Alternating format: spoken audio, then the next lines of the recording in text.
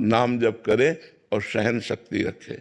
भगवत मार्ग में सहनशील ही आगे बढ़ पाता है, नहीं तो काम क्रोध लोभ मोह मद मत्सर ये 6 शत्रु उसके सद्विचारों का अपहरण करके असद विचार पैदा करते हैं। अगर हम सहनशील नहीं है तो टूट जाएंगे, नष्ट हो जाएंगे, पतित हो जाएंगे और फिर अच्छा नहीं लगेगा ये भगवत मार्ग। जब पाप बनने लगते हैं तो ये मार्ग अच्छा नहीं लगता। भगवान से कोई प्रश्न नहीं उठा कि आपने ऐसा क्यों किया, कभी प्रश्न नहीं उठा, क्योंकि हर बात का समाधान भक्ति है। जब हम भगवान में चित्त जोड़े तो उत्तर, प्रश्न के पहले उत्तर सामने होता है।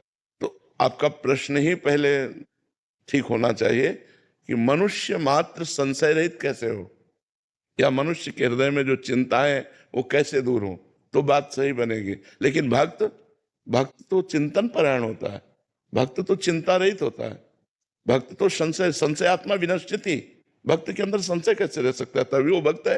तो भक्त में चिंता या संशय ठौर ही नहीं है। वेद है, पुराण है, स्मृति है, इनका हम स्वाध्याय करें। दूसरा, महापुरुषों का संग करें। काम विजयी है, क्रोध विजयी है, मोह विजयी है, निरंतर भगवान में डूबे हुए हैं, उनका हम संग करें तो हमारे अंदर विवेक का प्रादुर्भाव होगा। बिन सत्संग विवेक न होई, राम कृपा बिनु सुलभ न सोई। भगवान की कृपा से साधु संग मिलता है, साधु संग से विवेक जागृत होता है। चिंता है और शोक का नाश विवेक ऐसे कर देता है। कोई चिंता कोई शोक नहीं रहते, पर विवेक होता है शास्त्र स्वाध्याय और संत समागम से। तो अधिक से अधिक संत समागम करे। शर्त है संत समागम शाब्द ब्रह्म के पारगामी और पर ब्रह्म की अनुभूति, दोनों बातें होनी चाहिए। अगर वो स्वयं में अनुभूत नहीं है तो केवल शास्त्र पढ़ करके रात से नहीं जान सकता, और स्वयं में अनुभूत और शास्त्रीय शब्दों का ज्ञान नहीं बोलने का तो अपनी अनुभूति की बात बता नहीं सकता। इसलिए दोनों बातें होनी चाहिए जिसका हम संग करें।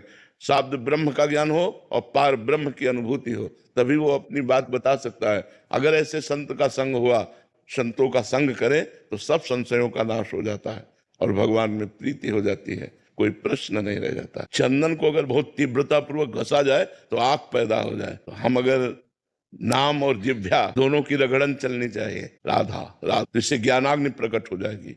जब ज्ञानाग्नि प्रकट होगी तो जो विक्षेप है, मल है, आवरण है, वो भस्म हो जाएगा। जो हमारा बार बार विषयों के प्रति मन का जाना, भोगों में सुख बुद्धि होना, संसार में महत्व बुद्धि होना, यही तो बार बार भजन में विक्षेप पहुंचाती है। और जहां ये सब नष्ट हुई तो अव्यावृत भजनात्, अखंड भजन, एक तैल धारावत भगवान का सतत स्मरण होता रहता है। तो हमें अपनी जिह्वा से निरंतर नाम रट जप करो, राधा राधा राधा, राम राम राम राम, कृष्ण कृष्ण कृष्ण कृष्ण। देखो परमानंद की धारा हृदय में बह जाएगी और लौकिक और पारलौकिक सब सुखों का अधिकार आपको प्राप्त हो जाएगा, क्योंकि पाप नष्ट होते ही सब सुखों का प्रादुर्भाव हो जाता है। जब हम जानते हैं कि हमारे फोड़ा या ऑपरेशन होगा, महीनों टाका सुखेगा, कष्ट होगा, लेकिन हम पैसा देकर ऑपरेशन कराते हैं कि हम आगामी दुख से बचकर सुख को प्राप्त हो जाए। तो हमारे जो पाप रूपी फोड़ा है उसका ऑपरेशन भगवान नाम करेगा। तो जब पाप नष्ट होता है तो हृदय जलता है, क्योंकि उसका ताप होता है। जब हृदय जलता है, निष्पाप होता है, नाम में प्रीति होती है, तब हृदय आनंद से नाच उठता है। पायो जी पायो मैंने राम रतन धन पायो।